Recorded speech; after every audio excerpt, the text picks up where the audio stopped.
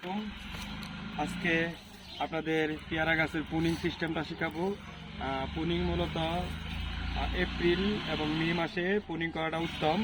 এখন এই যে সিজনাল ফল চলে আসছে, এই ফলগুলা কেটে দিয়ে গাছটাকে কেটে দিতে হবে। কীভাবে পুনিং করতে হয় সেটা আজকে আপনাদেরকে দেখাবো। এই যে পেয়ারা যে ডালগুলো আছে সবগুলো এইভাবে কেটে দিতে হবে, এইভাবে কেটে দিতে হবে। এই যে পেয়ারা আসছে এসব ফেলে দিতে হবে। ফেলে দিয়ে এই যে গাছের এটা আছে, এই যে মাজা বরাবর সব কেটে দিয়ে ফেলে দিতে হয়। তো যত পেয়ারা আছে সব আমরা ফেলে দিব। হ্যাঁ, এইভাবে গাছটাকে সুন্দর করে সব ছেটে দিব।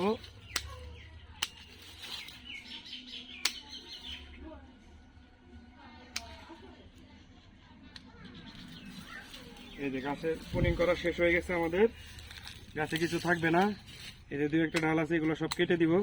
এখন এটা নতুন করে গাছে কুশি দিবে, আর এই কুশিতে যে পেয়ারাটা আসবে এটা অফ সিজনে আমরা পেয়ারাটা পাবো। সো ধন্যবাদ সবাইকে।